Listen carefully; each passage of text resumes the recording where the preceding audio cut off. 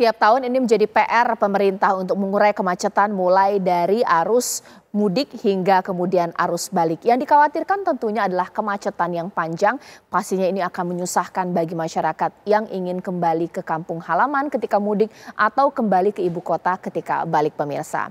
Diprediksi malam hari ini merupakan puncak arus balik. Apa yang dilakukan oleh pemerintah untuk mengurai kemacetan? Sudah banyak yang pasti dilakukan, mulai dari kontraflow, one way, dan yang terbaru adalah kebijakan ASN boleh memundurkan libur lebarannya. Bisa pulanglah setelah hari Kamis pemirsa. Apakah efektif? Itu akan saya bahas di Apa Kabar Indonesia malam hari ini. Di studio TV One sudah hadir pengamat kebijakan publik kita Pak Trubus Radiansyah. Selamat malam Pak Trubus. Selamat malam Mbak. Ya, saya juga telah terhubung dengan dua narasumber saya, pengamat transportasi kita Bang Azas Tigor Nenggolan dan Mbak Adita Irawati merupakan jubir Kemenhub. Selamat malam, assalamualaikum. Selamat malam, waalaikumsalam. Iya, baik, saya ingin ke Mbak Adita terlebih dahulu. Mbak Adita, malam hari ini TV One akan breaking news untuk memantau bagaimana arus balik lebaran. Kekhawatiran kami sebagai insan media adalah kemacetan karena begitu banyak kendaraan yang akan pulang ke ibu kota. Persiapan dari Kemenhub mengantisipasi seperti apa? Ya, persiapannya tentu kita lakukan secara kolaboratif ya, bersama stakeholders terkait dan juga tentu kementerian dan lembaga yang lain. Dalam hal ini kalau kita bicara pengaturan di jalan tol maupun arteri, tentu yang paling depan adalah dari Kepolisian Republik Indonesia melalui Korlantas ya, dan juga tentu kita berkoordinasi dengan Kementerian PUPR dan juga operator jalan tol. Lalu selanjutnya juga di penyeberangan, kami tetap juga berkoordinasi dengan kepolisian dan juga dengan pihak operator penyeberangan, dalam hal ini PT ASDP. Dan tadi siang Pak Menhub beserta rombongan bersama Kapolda, Kakor Lantas dan Pak Menko PMK juga langsung datang ke lapangan untuk memastikan persiapan di Bakauheni ini sudah bisa mengantisipasi lonjakan arus balik. Sementara di jalan tol kami melihat bahwa rekayasa lalu lintas juga sudah diterapkan, baik itu yang nasional maupun yang lokal.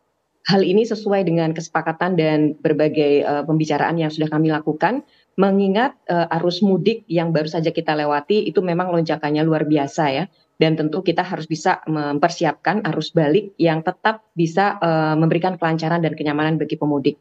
Sampai saat ini kami melihat segala sesuatunya masih cukup kondusif ya. Terakhir kami juga mendapatkan report dari Bakauheni saat ini masih ramai lancar, meskipun angkanya 27% itu baru kembali. Jadi masih ada 73% lagi yang ini masih belum kembali ke Jabodetabek. Ya, ini yang perlu kita antisipasi mulai malam ini sampai Senin dan Selasa depan. Gitu Mbak.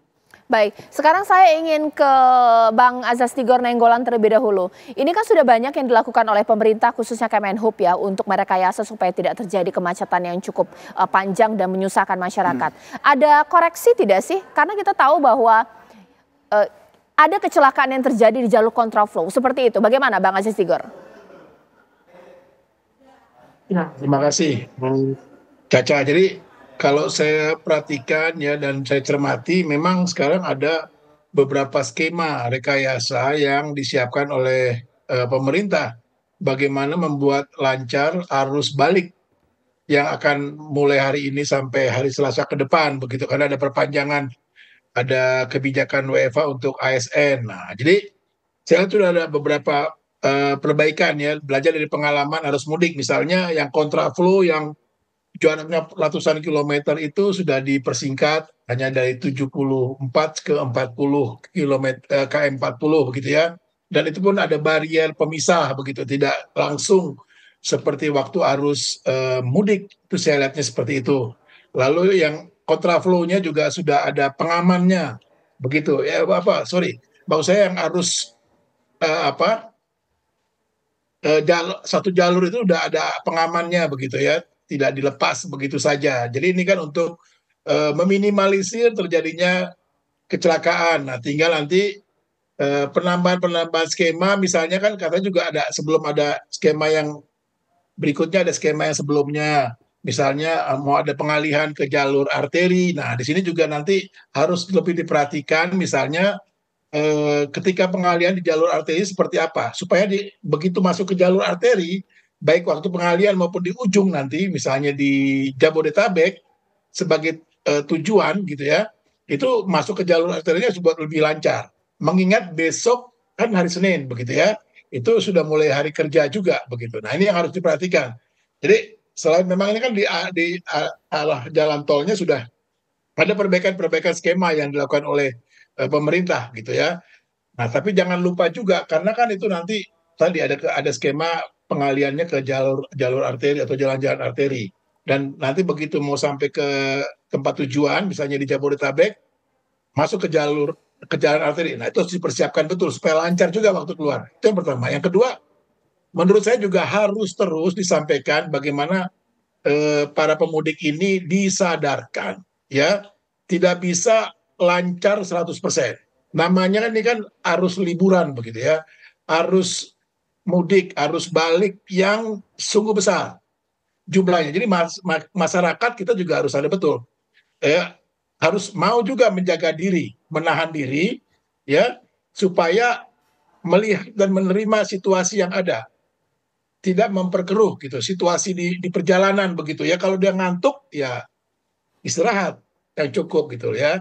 Kalau memang ini agak padat ya memang begitulah situasinya karena kan memang ini 193 juta ya Mbak Alita ya yang melakukan perjalanan dalam arus mudik. Nah, terus juga ini ada penambahan Mbak Caca ya, penambahan waktu. Jadi ini arus baliknya juga akan bertambah nih.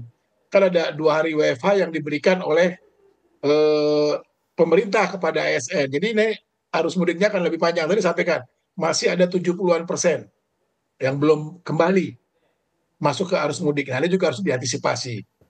Jadi bagaimana sekarang skema-skema itu memang memperlancar. Kedua juga tadi, saya mau mengimbau kepada masyarakat juga harus sadar betul ini situasinya memang situasi yang luar biasa. Jadi kalau macet ya harus sabar. Kalau capek ya harus istirahat. Jangan membuat keruh di perjalanan begitu. Lalu yang ketiga, perhatikan juga jalur arteri. Jangan lengah juga nanti ya. Itu aja dulu sementara. Oke, Pak Trubus, setuju nggak sih apa yang dilakukan, apa yang disampaikan oleh Bang Azas Tigor Nainggolan? Pemerintah sudah mempersiapkan berbagai macam skenario rekayasa untuk mengurai kemacetan. Ya tapi masyarakat juga jangan harap bahwa tring, lancar, tidak ada kendala. Ya ini dinamika kita mudik lah. Ini mengingat Pak Trubus juga habis dari ini ya mudik ya. Ini seperti apa? Iya, saya melihat apa yang sudah dilakukan oleh pemerintah dalam hal ini memang sudah upayanya sudah ada lah, tapi memang belum optimal, Mbak. Hanya di persoalan di edukasi ke masyarakat ini terkait dengan ini kebijakan rekayasa. Itu kan banyak yang belum tahu gitu ya, sehingga ada kebijakan seolah-olah mendadak, ujuk-ujuk gitulah. Ini yang kemudian masyarakat bingung dengan adanya kontraflow. Itu kan nggak semua masyarakat paham, karena itu mungkin hanya masyarakat Jakarta ya suka kontraflow pagi-pagi yang lewat Semanggi itu. Yang lainnya kan masyarakat awam kan nggak banyak tahu mengenai kedisiplinan dalam hal kontraflow misalnya. Yang lainnya terkait kebijakan one way. One way ini banyak sekali persoalan toleransi, Mbak.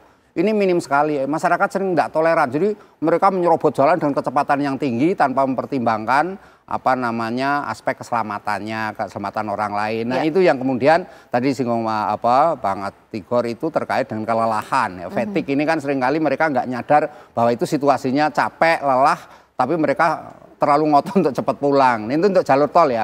Benar, jalur arteri ini saya lihat kemarin itu banyak sekali yang ketika mudik itu banyak yang ditutup, kemudian yang harusnya lancar malah ditutup.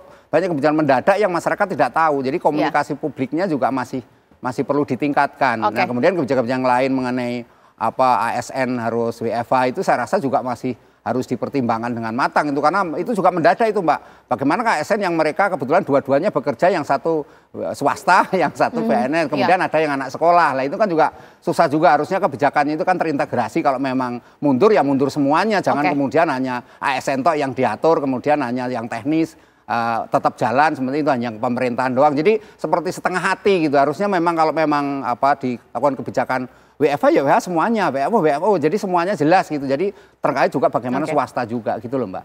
Mbak Adita boleh diberikan tanggapan, berarti ada 2 catatan di sini ya, bahwa Ketika kita menghadapi masyarakat yang ingin balik ke ibu kota, kita menghadapi orang yang mungkin tidak sesegar ketika mudik. Ini ada fatigue atau kelelahan. Jadi ada beberapa pelanggaran-pelanggaran yang mereka lakukan. Dan yang kedua adalah masalah komunikasi. Tidak semua orang awam dengan kebijakan kontraflow, one way. Buat mereka ini tertib dengan rekayasa dari Kemenhub ini seperti apa, Mbak Adita? Ya, kelelahan memang betul. Ini adalah faktor yang kalau terjadi eksiden atau kecelakaan itu menjadi faktor utama sebenarnya, faktor manusia ya. Dan ini sebenarnya juga sudah kami perkirakan karena ini perjalanan panjang ya, yang namanya mudik gitu ya. Belum lagi kalau terjebak kemacetan ini memang akan menjadi makin lelah. Dan makanya dari awal sebenarnya sejak berbulan-bulan yang lalu ya, dan juga setiap mudik maupun Nataru di kita sebut high season, itu selalu edukasinya adalah bagaimana para pengendara, pengemudi ini dalam kondisi yang prima, tidak memaksakan diri untuk melakukan perjalanan. Ya, ini edukasi sudah kita mulai Pak Trubus ya, tetapi memang betul kita memang mungkin harus terus lakukan secara konsisten, baik itu di masa high season maupun masa reguler. Mungkin ini yang perlu terus kita ingatkan, bagian dari keselamatan berkendara. Kemudian yang kedua, kalau kaitannya dengan masalah WFH tadi ya, ini memang yang namanya WFH adalah upaya kita untuk bisa mengurangi kepadatan transportasi khususnya itu di sisi hulu. Jadi bagaimana pergerakan ini bisa dikurangi. Karena kalau sudah di jalan tentu ini penanganannya kan di sisi hilir ya, dengan rekayasa, dengan pembatasan dan sebagainya. Nah ini upayanya Pak Trubus tadi karena ada masukan, kami melihat bahwa ketika ASN ini diberikan kesempatan untuk WFH atau bekerja secara online, ini diharapkan ini juga ada efek kepada sektor yang lain, dalam arti ketika kita melakukan koordinasi atau rapat itu juga bisa dilakukan secara online. Jadi sebenarnya yang kita ingin lihat juga adalah dampak dari adanya WFH ASN ini, yang mudah-mudahan itu bisa berdampak juga dalam melakukan koordinasi secara online dengan yang lain, baik itu dengan BUMN maupun dengan private sector atau perusahaan swasta gitu. Ini yang kita harapkan ya. Dan kalau belajar dari tahun lalu Pak, itu juga sebenarnya kan kita lakukan juga sama, bahkan cutinya juga ditambah, itu rasanya dampaknya cukup baik ya. Dan kita lihat juga ini perkiraannya kan hari ini puncak. Ternyata kami tadi datang ke penyeberangan, 27% baru kembali. Bisa jadi memang ini ada beberapa yang mereschedule perjalanannya menjadi besok atau bahkan hari Selasa ya. Begitu juga dengan jalan tol. Kami mendapatkan report bahwa baru 40% yang kembali ke Jakarta. Artinya masih akan ada 60% lagi yang kembali dan kami harapkan ini bisa terbagi dalam 2-3 hari ke depan ya. Mari kita lihat nanti ya, mudah-mudahan ini juga bagian dari dampak bagaimana di sisi hulu ini kita berikan kebijakan-kebijakan yang memberikan kesempatan masyarakat untuk bisa kembali lebih lambat daripada jadwal yang sudah ditetapkan begitu. Jadi ini hal-hal yang memang mungkin masih banyak masukan, termasuk sosialisasi dan komunikasi. Ini juga satu hal yang tentu kita lakukan nantinya kolaboratif ya. Karena kalau dari pemerintah sendiri saya rasa memang tidak cukup. Bantuan media, kemudian juga ini termasuk para pengamat atau akademisi mungkin juga perlu kita gerakan untuk tadi memberikan kesadaran masyarakat.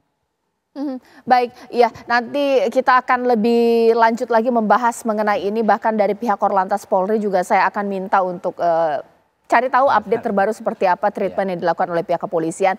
Mbak Adita, terima kasih atas waktunya, selamat bekerja kembali.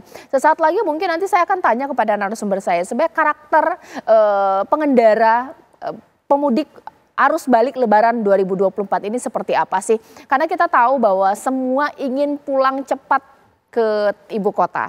Tapi kita juga tahu bukan cepatnya saja yang menjadi patokan, harus selamat. Seperti apa kita membangun rasa pentingnya bagi masyarakat untuk pulang-pulang tapi harus selamat. Sesaat lagi di Apa Kabar Indonesia Malam.